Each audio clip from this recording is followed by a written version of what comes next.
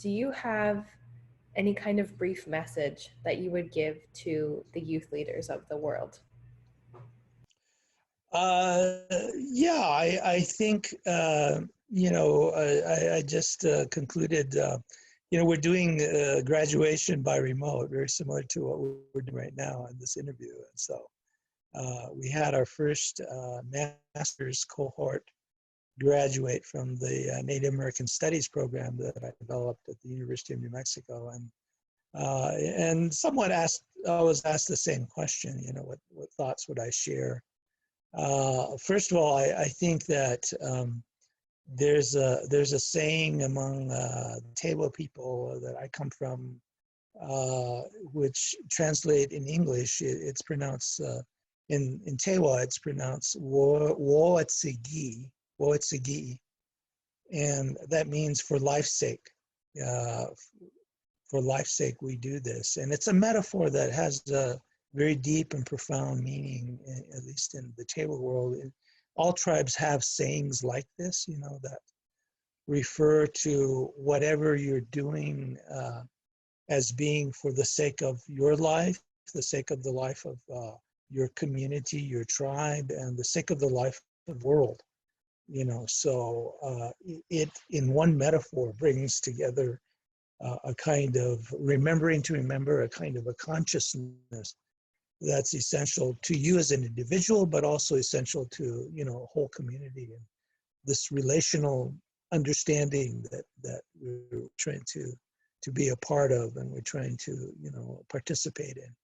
So be with life. It's better to do your own work, that work that you have passion for, that has meaning to you. Better to do your own work imperfectly than someone else's work perfectly. So this goes against the grain of,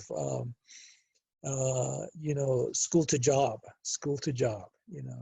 because that's been the mantra of higher education in Western societies, you're going to university or you're going to school to get a job later on, to be legitimate and to be employable. But what you're not told is that many of the jobs that you're being prepared for don't exist anymore, actually, in a lot of different ways. And that, in a sense, we're faced with having to reinvent the world in a new and more sustainable way, with a consciousness of relationality versus hierarchy. And so those are the things that I think are the most important to remember as, you go out into the world and become, in a sense, the leaders, become the entrepreneurs, become the lawyers, the doctors, and the essential workers, as well.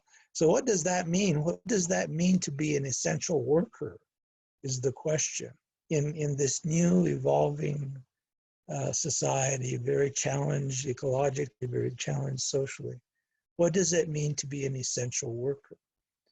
And those are the real jobs. Those are the real jobs, and so thinking about, where you are in that paradigm, where you are in that process of searching for, what really matters, what will have impact, what you have passion for.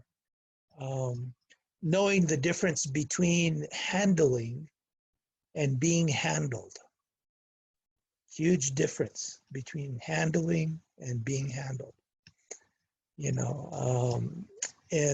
also understanding that, this is a time of challenge, and that you have to sort of keep true to a vision that has hopefulness built into it.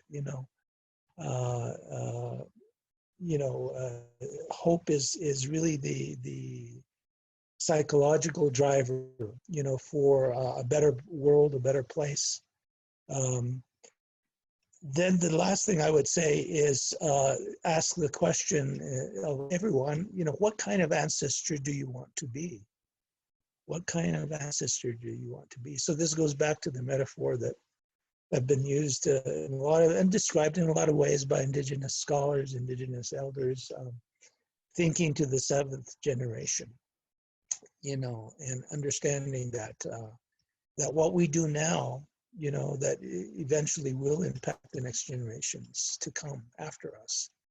So that question, what kind of ancestor do you want to be, becomes, for me, an essential guiding visionary question, both at a personal level and also at a societal level. And it's time to ask those kinds of questions, and to think in those terms.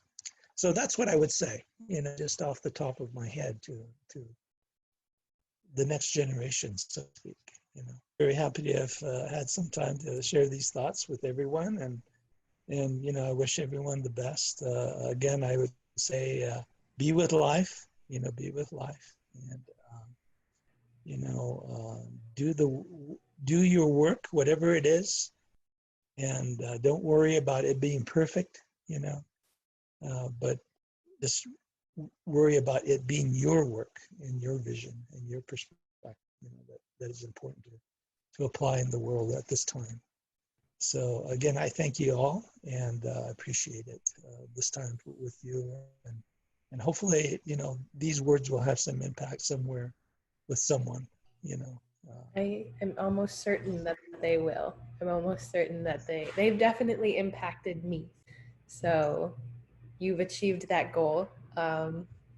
Thank you. I really do appreciate it. And I hope you have a wonderful rest of your day and a wonderful rest of your week.